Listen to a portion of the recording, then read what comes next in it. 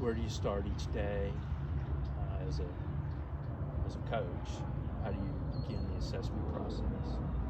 Where to start for a beginner when they learn the game for the first time, and then where to start for every player in between, the player and the coach.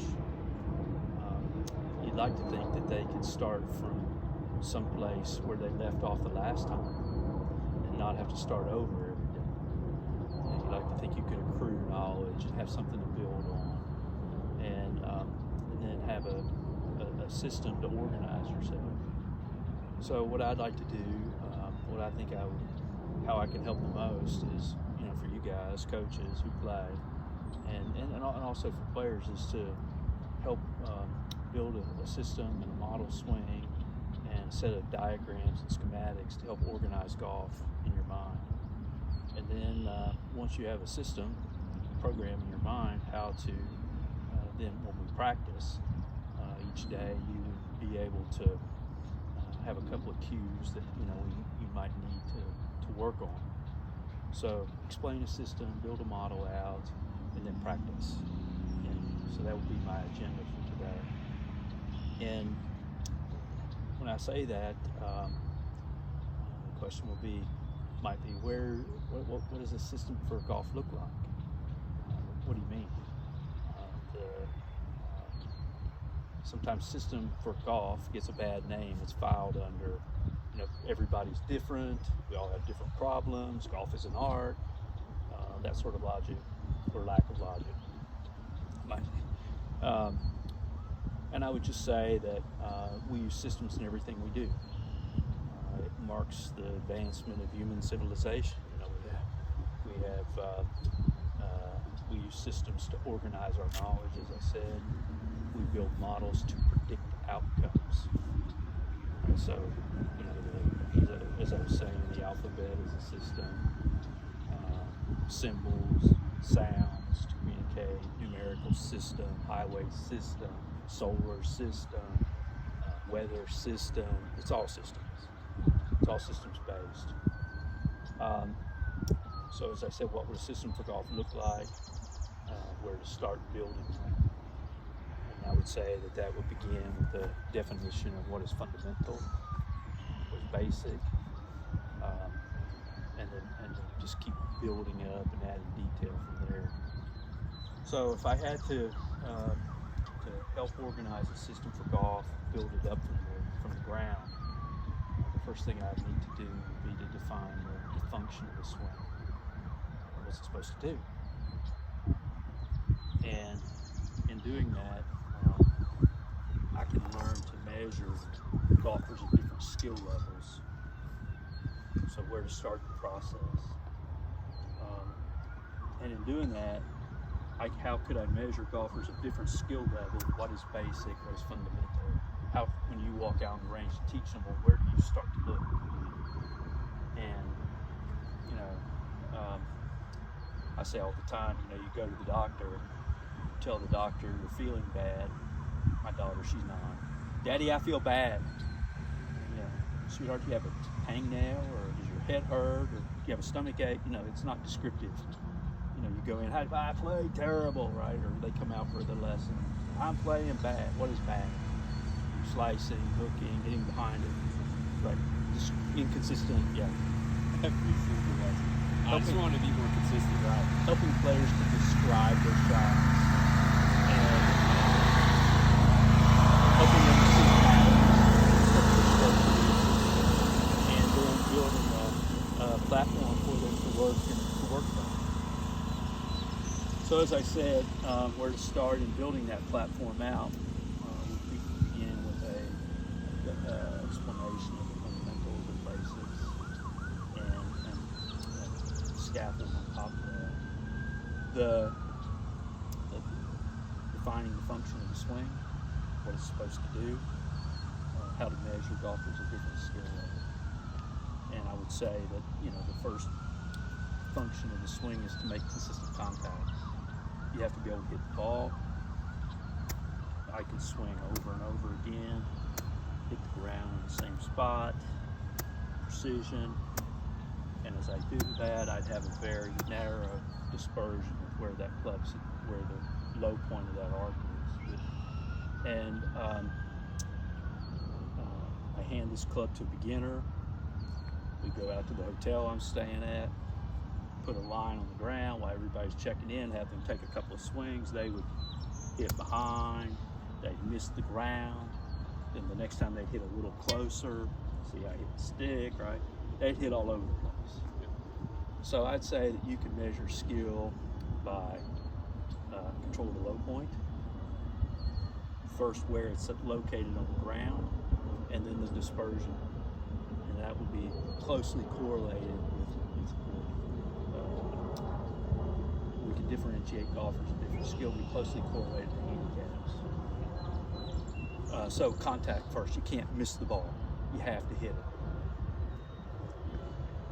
The second thing, well, there's a lot of training programs like that.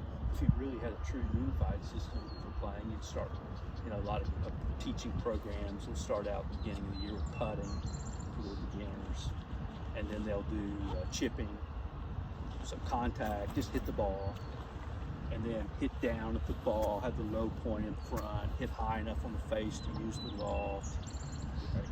Chipping. And then next clinic is long chipping. Okay, add a little bit of angular momentum, a little bit of speed to it, long chipping. Then the fourth clinic is full swing. So that progression of going from controlling the contact as you build up the distance, which would lead me to the second fundamental, distance. Where does that come from? How is it built up? How is the energy applied?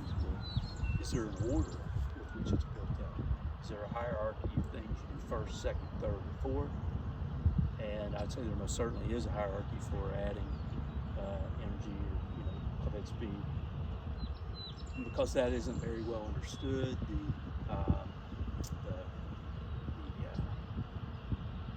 we end up discussing or arguing or talking about the 100th thing that might give you 1% without really understanding the first 98% of how the system's powered up.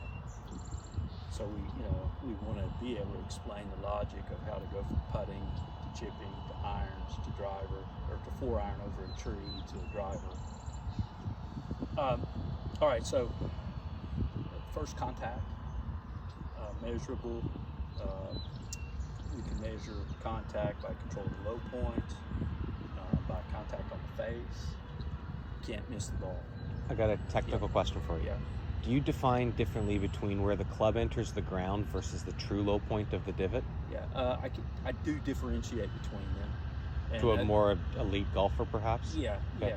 Yeah. Generally to get people to recognize where they hit the ground first, and then recognize where they hit the ground may not be the bottom of the arc.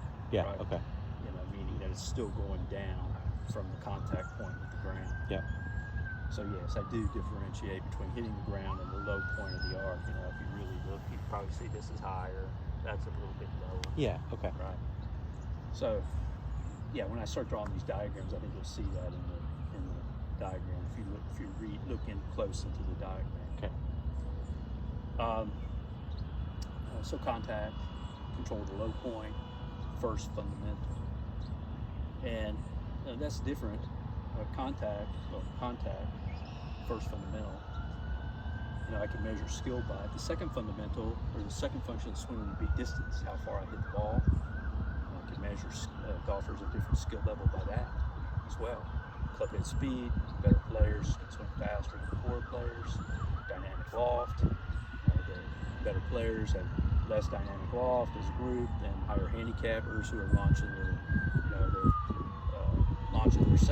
40 degrees. So I'd say the second function of the swing would be distance. And, if I can do both of those, if I have consistent contact and I hit the ball far enough to reach the par 3s in 1, the par 4s in 2, I've become a pretty good golfer. If I just make contact, I'm not great, I'm okay. If I can hit the ball, and hit it far, I'm going to start to be pretty good. And then the third fundamental would be a predictable curve. some way to navigate yourself around this course with all the hazards, and avoid trouble, and increase the precision of your good shots and narrow the dispersion of your bad shots, and then know how to manage them, right? Knowing where the pattern of your stroke, knowing its tendencies, so that you can, as I say, know how to play accordingly. A lot of times I go on the tour and go to tournaments, and that would be most of the practice is around that third fundamental. Tightening the precision for the really good ones, and then knowing what's also not going to happen. If I do, J.J. Henry, guy played the tour for 18 years, he hit 60% of the fairways, 9 out of 14 fairways, and he hit 4 to the left and 1 to the right.